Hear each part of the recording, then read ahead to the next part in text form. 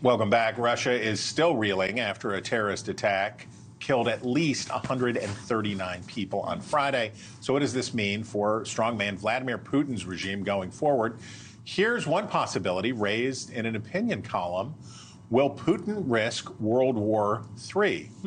With us to answer that question is John Bolton. He is a former national security advisor to President Donald Trump. He's a former U.S. ambassador to the United Nations, and he is our very welcome guest.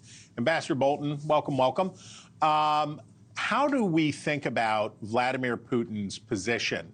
It has to seem more tenuous now. It has to. This has to be problematic. He's lashing out. He's trying to blame the West and Ukraine for this attack, but this has to weaken him domestically. Well, I think it has some negative effect. I think that's one reason why he's tried to point the finger at Ukraine, which is ridiculous.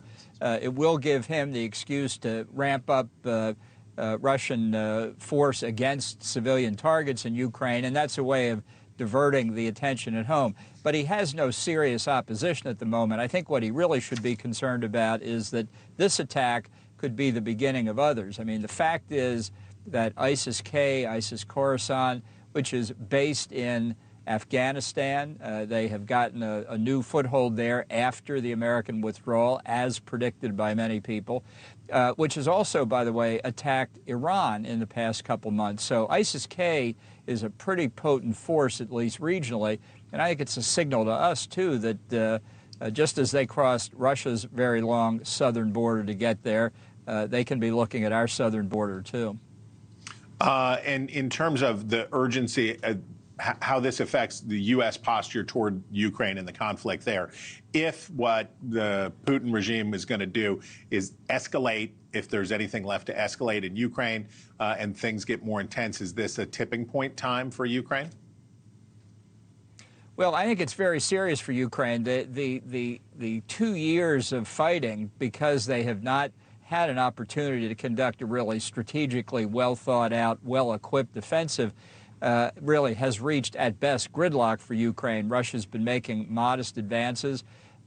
We know Ukraine has a morale problem now. They've got ammunition problems. So, unfortunately, if I were on the Russian side, I would be pushing to see if they can find a breakthrough somewhere, which could have devastating effect on Ukrainian bargaining position after our election, when I think Putin will then want to see negotiations begin. Okay, turning now to Israel and the United Nations. Take us sort of behind the closed doors, take us behind the thinking. So we get this resolution against Israel. We get the United States abstaining. What does that mean? Put that in context for us, please. Well, the context is that when Biden was really supporting Israel, he vetoed 3 resolutions in the Security Council that, in effect, were trying to impose an immediate ceasefire. But then, weakening constantly because of, I think, largely domestic political pressure, the U.S. itself put forward a resolution on Friday that really retreated from the linkage between the release of the hostages and the ceasefire. And for the administration's troubles, it was humiliated by Russia and China, which gratuitously vetoed it. I think for the fun of it. I really think they enjoyed it. The Russian ambassador even made the point that Biden was advancing a U.S. resolution for domestic political purposes. Quite the analyst there. And today, the United States abstained on a resolution basically, not word for word, but basically doing what the earlier 3 resolutions it had vetoed did. So all in all, this is a retreat by the United States. It's really a snub to Israel. It weakens the American position, I think, on countering terrorism. We're going to hear all of this read back to us at some point. And I think it just shows an administration policy on the war in the Middle East, which is not just Gaza, but really covers a number of other fronts like the Houthis in Yemen, just shows the policy is intellectually in collapse. Before I turn you loose, Ambassador, I want your insight on one last thing. The president of Mexico, I think we can show the quote that he used in an interview with CBS News. We are not going to act, he said, as policemen for any foreign government. Mexico first. Our home comes first. And he has demands. He has a list of demands. Let's look at those. He wants the United States to commit $20 billion a year to poor countries in Latin America and the Caribbean. I wonder if he can think of any in particular, to lift the sanctions on Venezuela, to end the Cuban embargo, and legalize law-abiding Mexicans living in the United States. So he says, basically, I could shut the border down if I wanted to. I've done it before. I'll do it again. But you're going to pay me first. As a diplomat, as a career diplomat, as a national security expert, is this normal kind of horse trading, this to go on television in the other country and make a list of demands? Interpret this for us.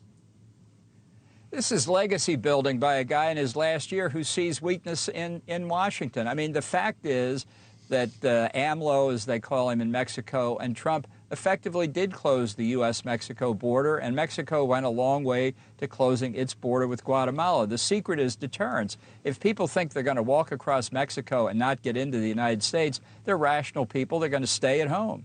And that's the way it was until Biden and Mayorkas came in and told us how they were reversing all of Trump administration policies. Look, I favor increased legal immigration into the United States. We need more people. The issue is who decides who comes in, us or the people who want to come in. That's why the illegals should be stopped. Would it be worth paying him off? Would that be a good investment if you could pay him off so that he'd cooperate? Would that be money well spent? No, he will cooperate when we simply stop taking people in because he doesn't have any other choice. He needs our help in closing his border in Guatemala and other places. But when he sees an administration in near collapse, fearful of what's going to happen in just a few months in the election, he's trying to take advantage of him. He may succeed. All right. Ambassador John Bolton, my friend, thank you very much for making time for us.